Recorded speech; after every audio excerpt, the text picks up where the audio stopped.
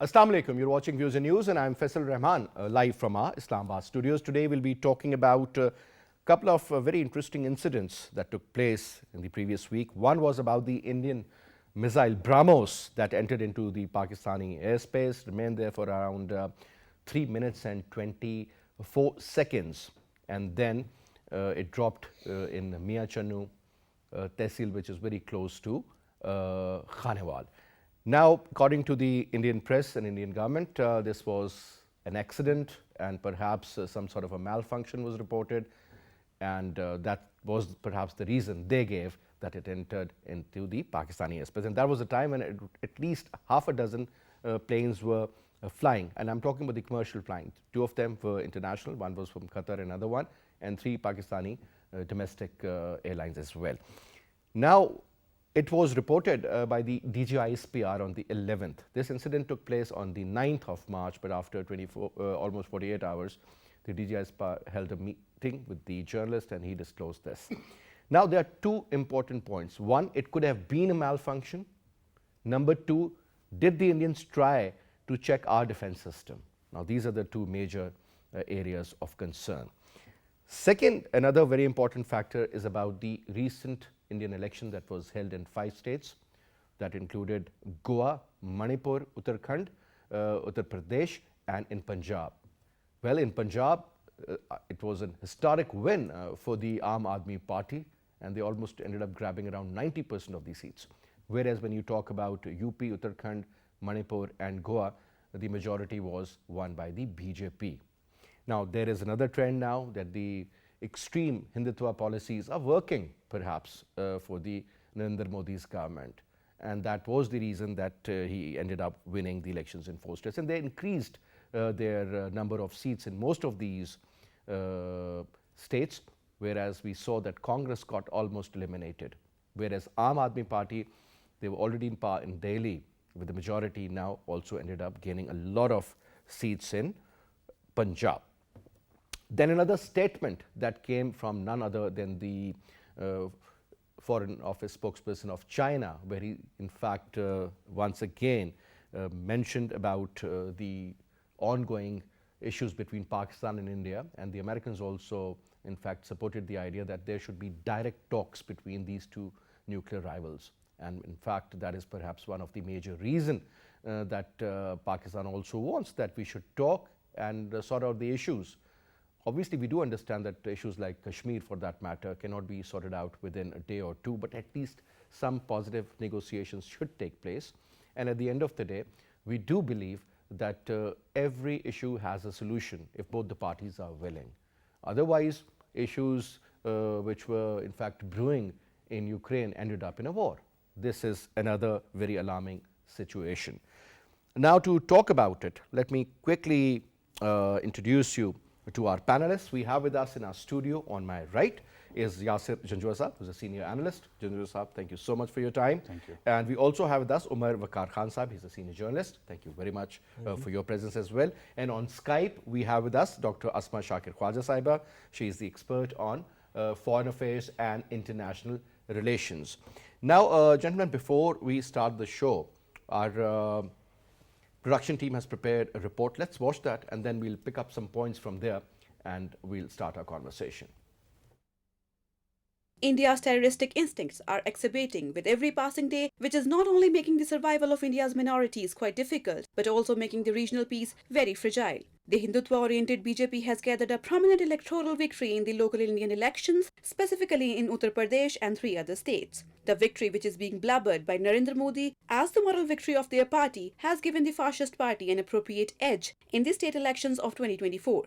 This situation is very alarming, as the BJP's Narendra Modi's era has remained dangerously extremist in its foreign as well as national level policy measures. The recent mistakenly fired supersonic missile by India within the territory of Pakistan was another alarming mistake, as well as an eye-opener for India's friendly countries that India is threatening the global peace because it cannot even secure its own nuclear and high-end weapons. Meanwhile, the United States State Department spokesperson Ned Price has claimed that this incident was purely an accident and mistake on Indian part. Whether this missile landing was a mistake or not, it will surely be explored by a thorough and neutral inquiry because the current fascist regime of India never needed a mistake to wage imaginary surgical strikes or misadventures against Pakistan, though Pakistan always gave them a bloody nose in response. India is habitual to play Pakistan animosity card in order to gain the political advantage. Hence, such volatile mistakes are prone to happen from Indian side against Pakistan. This situation was also noticed by the other regional stakeholders. In this regard, China has supported the demand of Pakistan regarding inquiry of the technically malfunctioned missile. Chinese Foreign Ministry spokesperson said that both Pakistan and India are important countries in South Asia and they share the responsibility to uphold regional security and stability.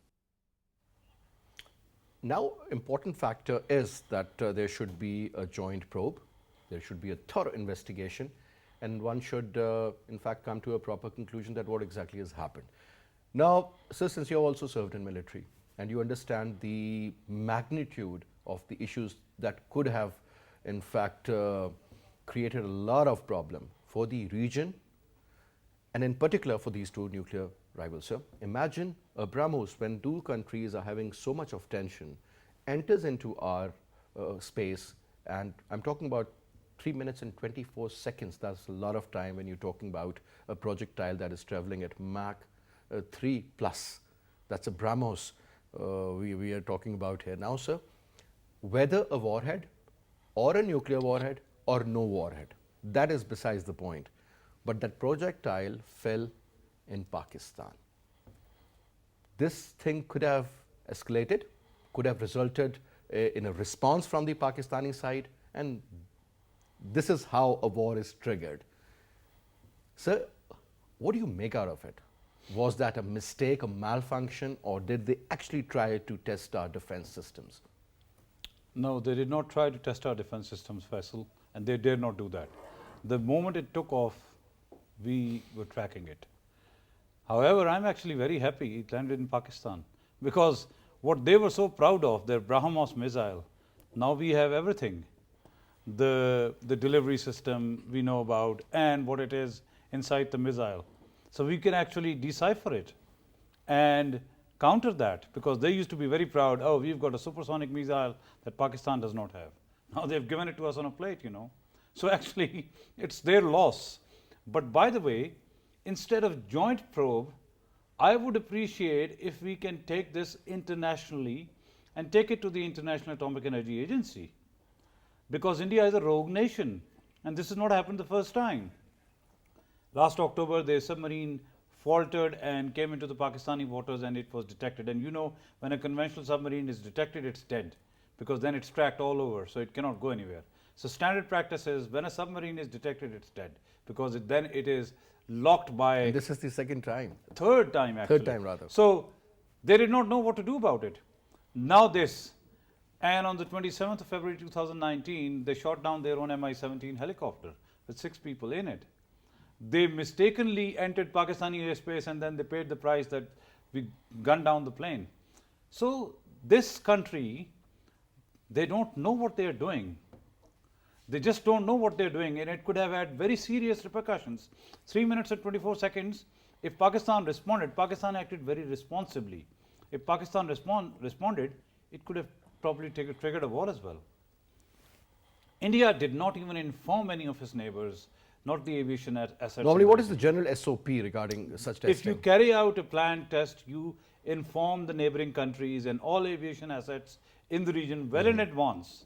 Weeks in advance, you inform the countries that, look, we are going to test a missile. Nothing of the sort happened.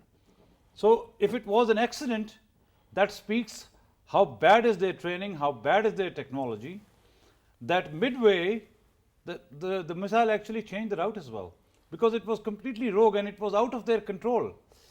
Their control systems were not in place to control it. There is a scheme called self-destruct. If Indians had control over it, they could have employed the self-destruct mechanism so that it did not cause any damage. Even if it landed in Pakistan, it would have caused destruction if it landed on population. So we are lucky that did not happen. Indians did not seem to be in control of the situation. Now, is this the kind of country you can trust with nuclear weapons? The world, the Western world, the international community has to see what they should do about it.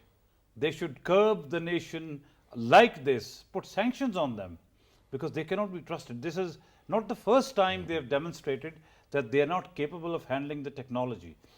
On the other hand, and I said this in the program a few days ago here in the PTV world as well, look, Pakistan has very robust and strong regime for safety and safeguard of its assets. I think one of the best protocols that And the world are realizes followed by that. Pakistan. We've, touched wood, nothing has ever happened. Nothing has ever happened with our systems. Why so? Why every time they make a mistake? Because they don't even know. First and foremost, their technology is inferior. Our missile technology is much more advanced, much more superior. Yes, they've gone into the supersonic era, which we have not, but it's a complete waste. Today, their supersonic missile is exposed badly. It's just like they were trying to develop, in response to our JF-17, they were trying to develop those Tejas planes. What has happened to Tejas? So technologically, despite they say, oh, we are a big country, they're losers. They just don't know what they're doing. And the world should not trust them. We should, instead of being, as you were saying, I'm sorry, I'm going to disagree with you, instead of bilateral investigation, because a joint investigation is not going to bring out the facts, there has to be a neutral investigation. International Atomic Energy Agency, United Nations, they must get involved. We haven't heard much from them yet. There's complete silence. Only China has spoken up. West is silent about it. It was a major incident. Nobody's talking about it. We should internationalize this. But how can we? We've been embroiled in a situation back home that The domestic politics. domestic politics is taking over. You see on the television stations, nothing else is being talked about. You're absolutely right. I totally agree with you on that. So now, your take on the same point. How do you see this I would say incident? that just like Sir Yasir mentioned regarding the false safety protocols that the both sides of, from Pakistan and Indian perspective on our missiles we have in case of a test, the other side is doing as well as from Pakistan side. I think this is a deliberate attempt to check our air defense systems or our capability to strike back. Remember that India has been in an, I would say in a constant fear that we need to up the ante against Pakistan all the time in terms of response. Back in 2019, India actually did check our deterrence by, Balakot strike, but we actually re-established that same deterrence by actually replying back. Now the thing is, if it was a test and India didn't actually announce it to anyone, if whether the missile was actually being tested or was it a failed test or something like that, they do actually say that most of the time, because obviously they would say that otherwise if they actually deliberately say that it was actually an intentionally to target a facility, then obviously a certain response from Pakistani side would come. The only thing they're actually checking is how deep in the waters we are. We know our political situation in Pakistan and the imbalance we have right now between our political parties. So it was the best and perfect time for them to do this, specifically after what Or perhaps happened. when the entire focus is towards the Ukraine-Russia conflict. Exactly. I would say that they want to actually utilize that same constant. For instance, if Russia is applying that same pressure against Ukraine, they're saying that maybe we can actually do this with Pakistan as well. Since they have this strange superiority complex amongst their political party, the one in power, which is BJP. So they have actually implanted this strategy in us. And another major point here I can say is there could actually be a rogue element in this as well, because we all know how the RSS roots have been established in the Indian military. What happened in the Samjhauta Express blast, Colonel Prohat was involved in it, but later he actually was released, and I think he's rejoined the military. It could be like that And as few well. others who were actually working on that particular incident were eliminated. Yes, Really? and it would be a highly dangerous situation because we are now seeing the initiation of a new modern SS type military inside India, which has a separate policy as compared to what their actual military does.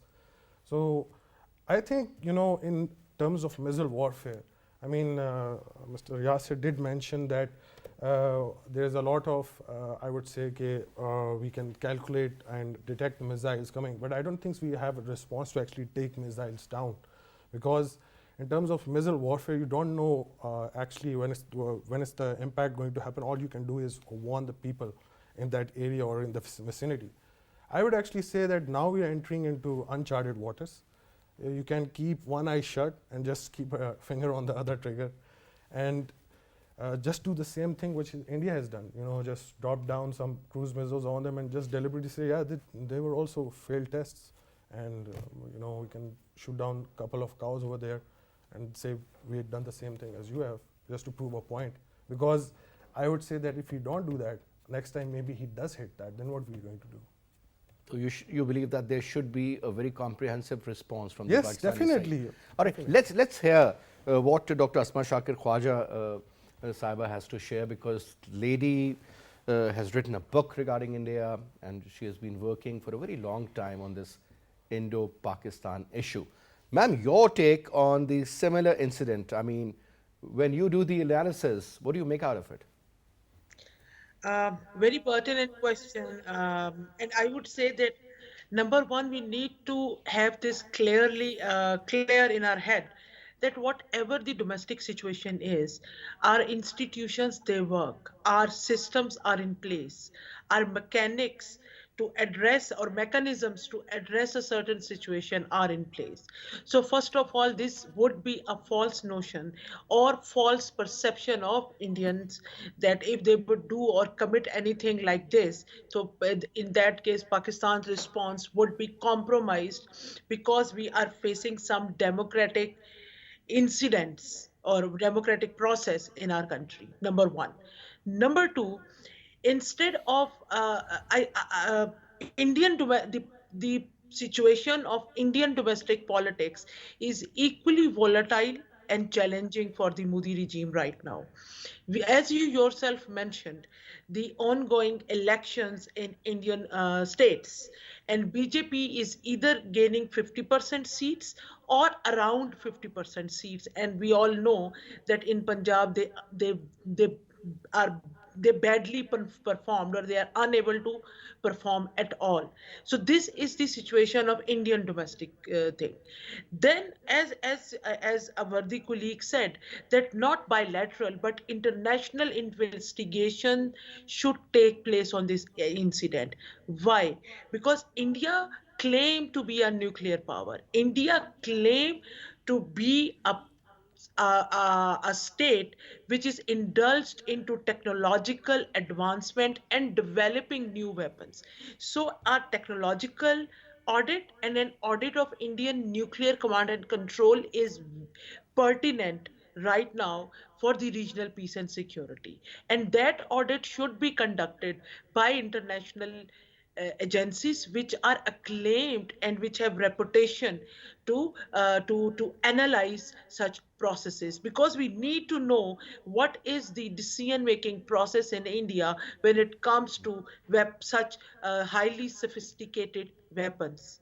As we all know that India is developing supersonic missiles, and with this level of level of capability of nuclear command and control and safety of their weapons, then how world can allow such irresponsible, yes, I'm using the term irresponsible, such irresponsible state to acquire, keep and sustain such highly sophisticated weapons which can inflict immense damage.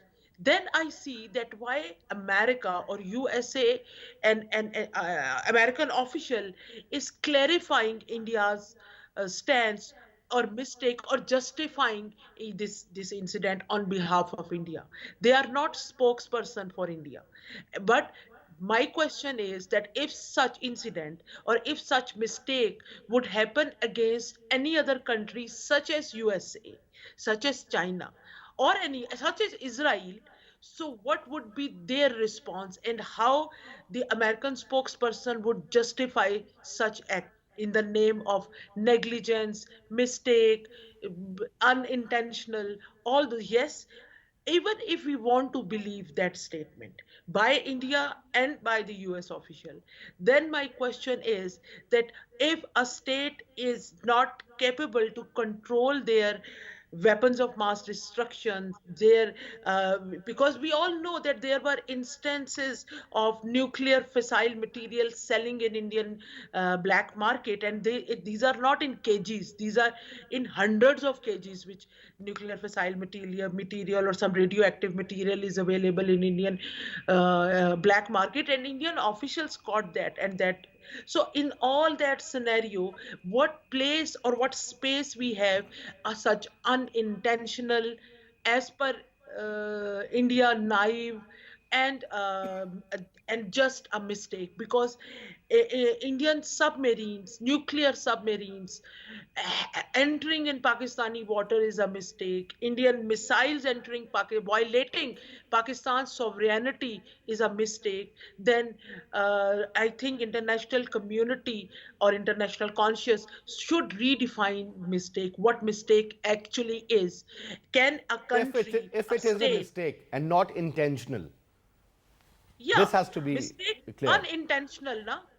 So the world should tell us, or they should formulate international law or IHL, international humanitarian law, that what should be the punishment of a state if it unintentionally violate the sovereignty of a state, and this effort in a nuclear scenario where though two states are nuclear states and they are entangled in hostility which is not contemporary but decades old, then All right. how Ma'am, one such more quick futile comment. mistake would be placed? Ma'am, you think IAEA, International Atomic Energy Agency, perhaps they have the right and they have this authority to, I mean, forget about the countries, I'm talking about that institution, because whenever they want to do something in Iran, they would be there. For example, a lot of statements have been issued regarding North Korea for that matter. Now, when it comes to India, obviously, we do understand the current position of India as far as economy is concerned or as a trading partnership, and that means a lot to most of these countries. Do you think IAEA can perhaps do a proper probe on their own? And what Yes, should yeah. we do? I mean, should we write a letter to them? Should we show them our legitimate concern to probe into it? Faisal, see, I talked about international conscience and institutions. This is the responsibility of IAEA to take up this issue if they are concerned about the safety and sustainable peace in South Asia and across the globe. They should initiate a probe. They should do this audit of Indian command and control system, whether it is for nuclear or missiles. As you rightly said, that nuclear warhead or no warhead, the thing is that if two countries which had this Balakot recently, few years back, and which were at the harm of a nuclear war as the result, then why international organizations which are supposed to ensure nuclear safety, they are quiet and they are not probing or starting an investigation? And we should not even share our concerns, but we should share our anger as well, because such incident or accident could bring the region at the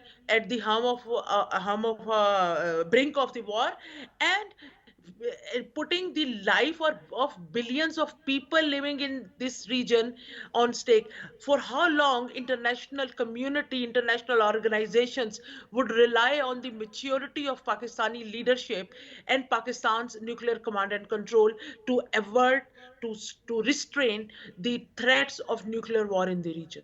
For how long they would avoid the quality, or they would show no concern or about the quality of the Indian nuclear and missile command and control? All right, It is the that's a very, right very time valid that point. Yes. international community should start what they and international There's a organizations like definitely IAEA big question should do mark their job. as far as the command and control system of India is concerned. Now, coming to you, sir, the second important factor, recent elections that were held in 5 states in India, that includes Uttarakhand, UP, Goa, Manipur, and Punjab. Well, we'll talk about Punjab, and it has its obvious reasons Aam Aadmi Party plus the farmers' protest and everything. That resulted, and that was supposed to happen, but at this margin, nobody in fact thought of. Now, sir, BJP is gaining strength by each passing day. And the way Narendra Modi, in fact, addressed his nation when he was talking in Delhi, he spoke about the Hindutva concept and the extremist mindset that is prevailing over India now, almost everywhere. Congress, that was so-called a secular party, doesn't exist anymore. It's been eliminated almost. Now, sir, looking at the current scenario, the mindset and the trend, what do you make out of it, sir? I mean, today we were listening in one of the news bulletins that, hijab is something which will not be allowed. Even Sikhs who've been carrying kirpans for such a long time, they were told not to carry them. I mean, they are targeting the minorities. 16% population in India, that seems huge. That is well over 22 crore people. But what I'm saying is, sir, that still is a minority. And once that mindset that's prevailing, and if it overwhelms, which it has, what is that supposed to mean for the neighboring countries like Pakistan, Sri Lanka, Nepal for that matter, and even China? This is a very dangerous trend, Faisal. The RSS mindset creeping into the minds of and the souls of Hindu population, which is the majority population in India. And the results are obvious. You can see them every passing day. BJP is becoming stronger and stronger. So there is polarization. The Hindus, well, Modi knows to win the elections, this Hindutva ideology or Hindu ideology is working for him. It's working for him, and he uses that to his advantage. However, what he doesn't realize that in the process, he's marginalizing the minorities, and those minorities will one day, that's like they're boiling up and they're boiling up. Muslims, Sikhs, Christians, and even forget about Muslims and Sikhs and Christians. The lower caste Hindus, Dalits, they are being marginalized. So this kind of a mindset is not good for the regional peace, because one day these goons couldn't get up and say, all right, we're going to invade any neighboring country, or we're going to attack a neighboring country, because we've got the strength of all the Indian population or majority of Indian population. So the world must realize that the secular constitution of India is no longer secular, that they are dealing with a country.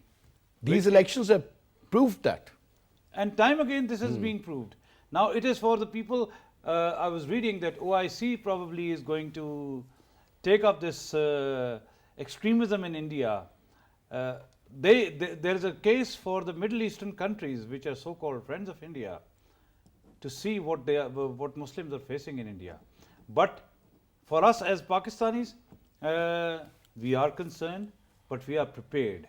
We are always prepared, and India can dare not. I'll just have to come back to what my colleague said. Even if Indians are thinking they are testing waters, let them try it. As I said, we've now got the entire technology on our table. So they're exposed. They'll probably have to develop another missile that we don't know of, because this is no longer a secret now. This is one of their best. And we now know it. I mean, BrahMos is their ace. Yeah, it was, and now we have it. Now we have it. So it's no secret So now. that technology has been exposed. Of course. Because it did We're not quite happy. blast as such. It just fell. Yeah. Remember. Yeah. So we're quite happy actually that we've exposed their technology, the poor technology that they were so proud of. So the question is, we have to rein them in. The world has to rein them in. This RSS mindset has to be reined in, or it's going to be very dangerous for the regional peace. It's going to be extremely dangerous for the regional peace. Somebody who's got that mindset, if he's sitting on that button one day and he decides to press it, what happens then? And that's what is happening. Indians, the Hindus, are uncontrollable now. We must take actions. Although I don't agree with him that we should send one missile in, responsible states do not do that, and I had to say, there are different protocols for peacetime, escalation time, and wartime. There is no declared war going on between India and Pakistan on the international borders. So Pakistan just couldn't get up and fire at them. Yes, when they crossed our airspace or we lured their aircraft into our airspace, then we hit it down. That's We the could difference. have shot it down, but perhaps we wanted that to come inside, but we had no clue whether it had a warhead or not. No, no, no, And- no. We and- had a clue. We have there are systems in place. when where- it was in air. yeah, we You can make tell out- whether it is carrying a the warhead air or not. defense systems, they can make out. They can't really make out if there's a nuclear warhead or not. But if there is a warhead, Or no warhead. That warhead can be, or no warhead, that can be different. And you know how sensitive that area is also, Khanewal.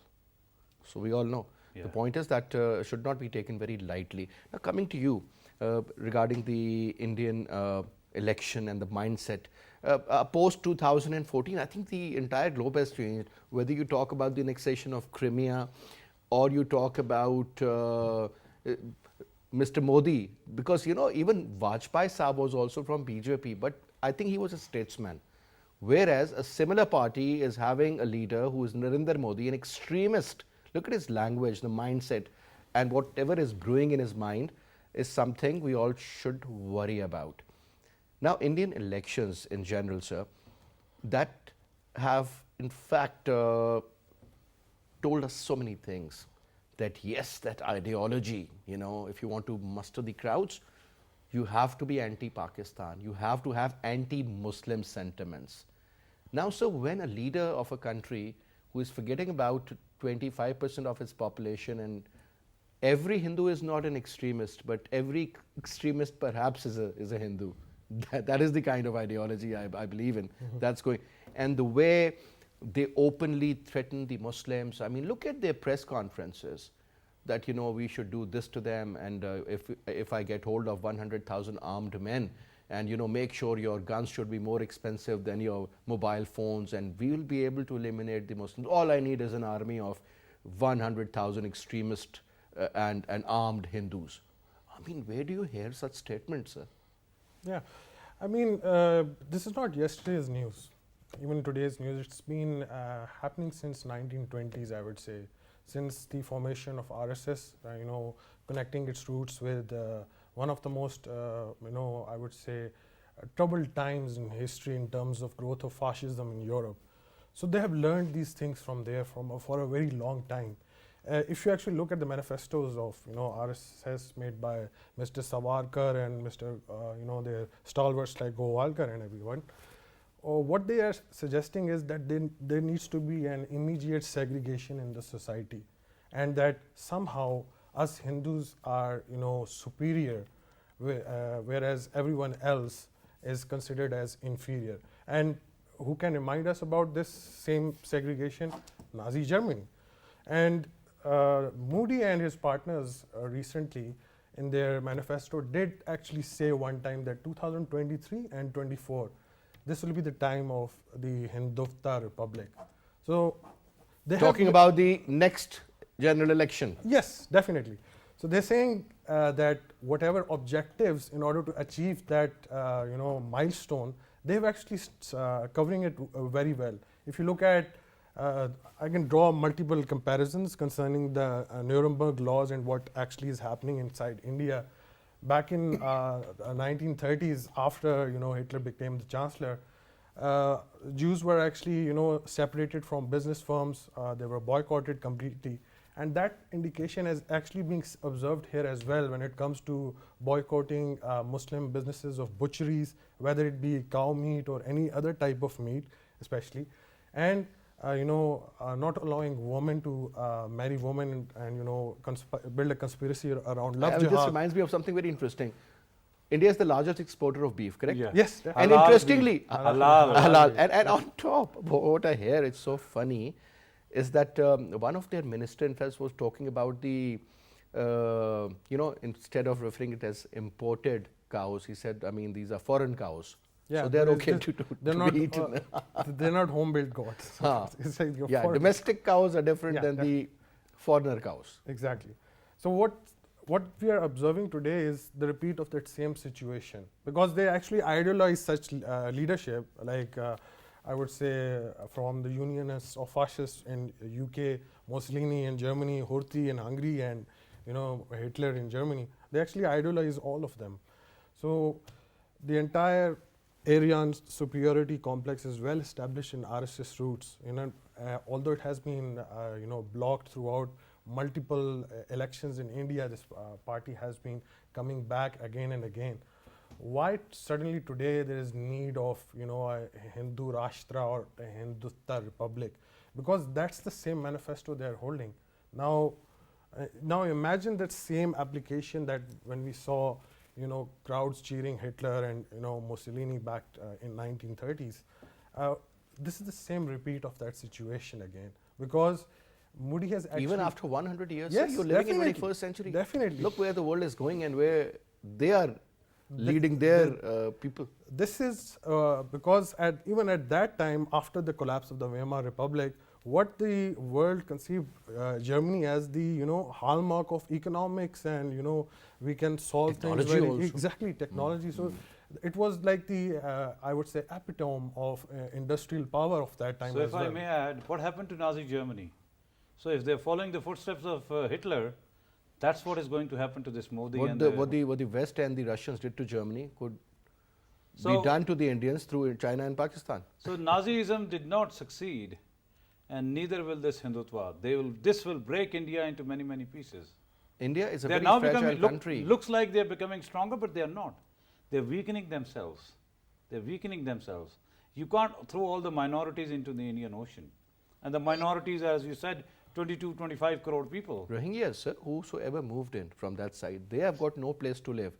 They've been expelled. I fail to understand. I mean, are the Indians, I mean, they're so called the largest democracy, the oldest democracy, and interestingly, these people are no more secular. I mean, that was the only thing which was keeping India intact. And now those fault lines, they've been exposed. 6, they have shown you the Yeah. result. Muslims did not vote for Modi this time. I mean, that was stated by their own television channels. Extremist Hindus, so the total number of votes he got were around 40% of the total votes in these 5 major states. Which is a substantial number of votes when it comes to population. Absolutely. I mean, you could see the reaction right after the Kashmir Files movie was released.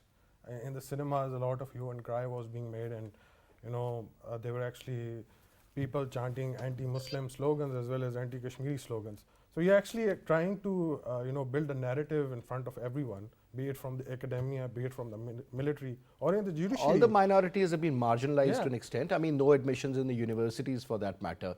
And something happens in Chennai, for that matter, in a university where they are watching a game between Pakistan and India, and students are being picked up just because they are Kashmiris. Exactly. You know,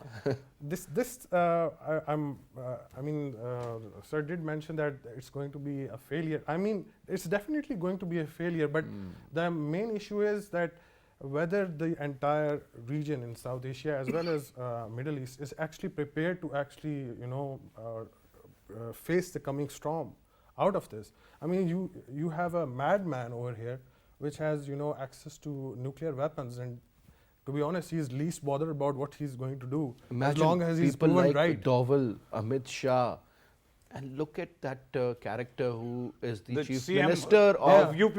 I know. Adityanath. joker. I mean, Yogi Adityanath. I mean, He's a complete joke. I mean, just imagine if you have people of that sort, then God bless this region. Now, ma'am, Asma Khawaja Sahiba, let's lead the conversation from here. I mean, we were talking about the mindset. I mean, it is visible now. Forget about the feeling of it. It's visible. Just imagine a chief minister in Pakistan, let's suppose, who is practically wearing clothes of a malang. We call that a malang here, ma'am. And that Yogi Adityanath, I mean, is considered to be the chief minister of the most populated state, and that is UP. Your take, ma'am. I would like to start my answer with sharing a fact that in 2017 BJP received 47% Hindu vote, and now in 2022 they have received 54% of Hindu votes. So this is what Yogi has brought for BJP, and this is why that somehow Modi's or Yogi is becoming the face of BJP, and this is what is threatening Modi's